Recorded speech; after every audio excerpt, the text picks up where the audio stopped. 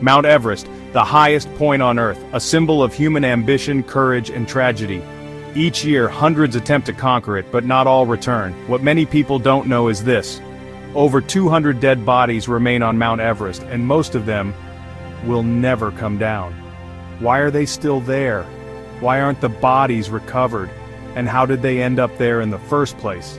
In this video, we explore the dark, chilling reality behind Mount Everest's death zone, and the stories of those who never made it back. At 8,848 meters, Mount Everest sits in what climbers call the death zone, any altitude above 8,000 meters. Here, oxygen levels are only about 1/3 of what we breathe at sea level.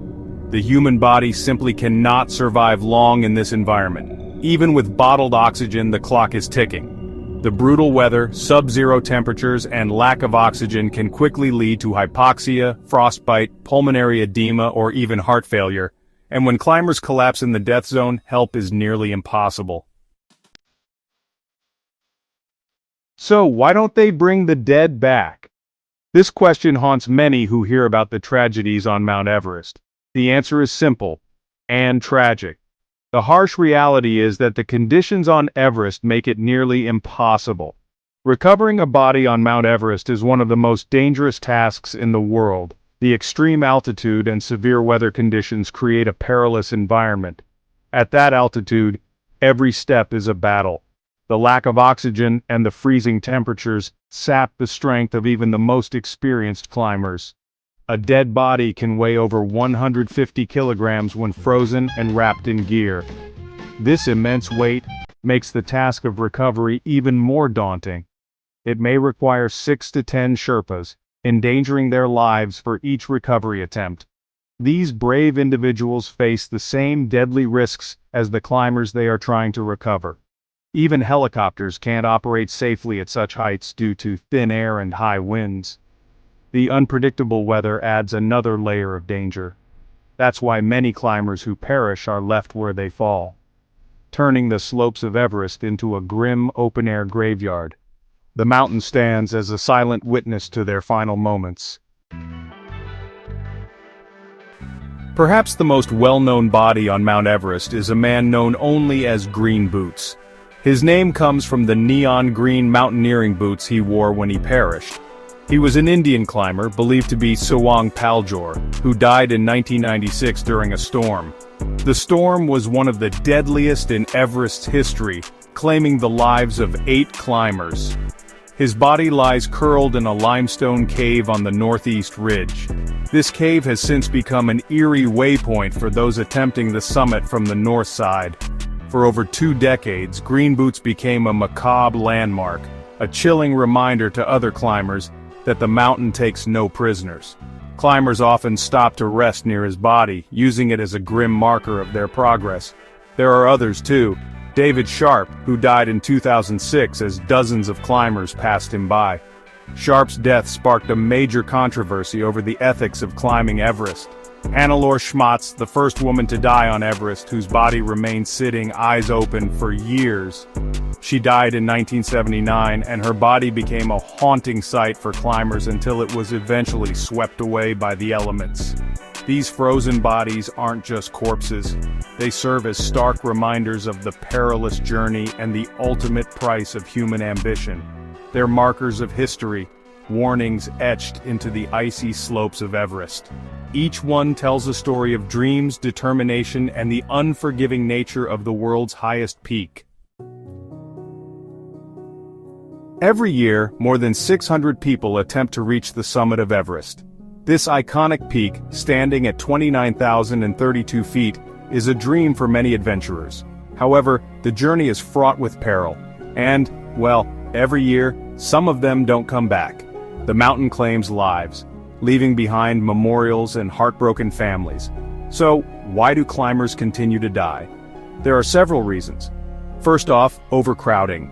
The allure of Everest has led to a surge in climbers, creating traffic jams in the most dangerous sections. In recent years, bottlenecks near the summit have forced climbers to wait for hours in the death zone.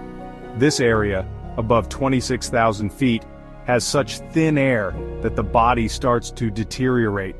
Some climbers underestimate Everest, lacking proper training or physical fitness. Inexperience can lead to fatal mistakes, such as improper use of gear or poor acclimatization.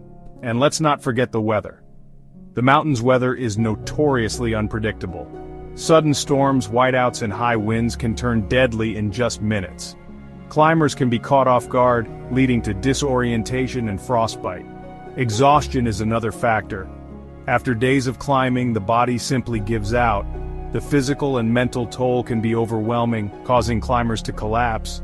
Pushing for the summit late in the day or ignoring signs of altitude sickness can be fatal. Altitude sickness can impair judgment, making it difficult to make sound decisions.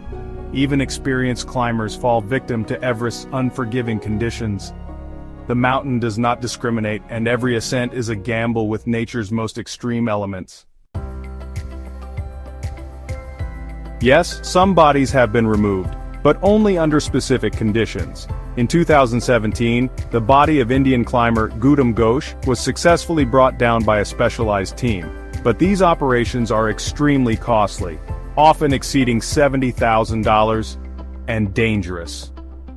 Most families choose to leave their loved ones on the mountain in what they see as a fitting resting place for a passionate climber. In a way, Mount Everest becomes their tombstone. But this raises serious ethical questions.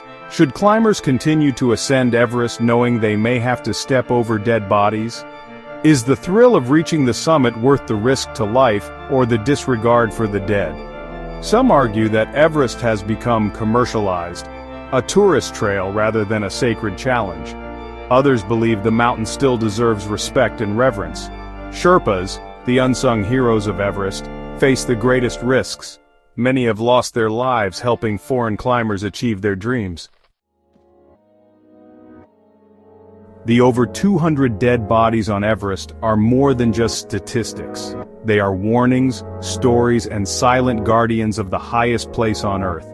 They remind us that nature is still the greatest force, and that even the most prepared climbers must face the ultimate risk. So, next time you hear of someone climbing Mount Everest, remember, they're not just battling altitude. They're walking a trail marked by the frozen footsteps of those who came before. Gap-2.83s.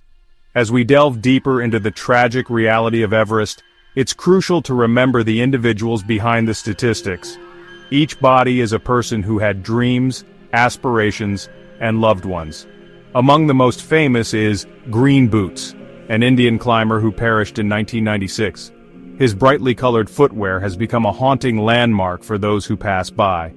Other notable figures include David Sharp, who tragically died near Green Boots Cave in 2006, and Francis Arsentiev, known as the Sleeping Beauty, who succumbed to the elements in 1998.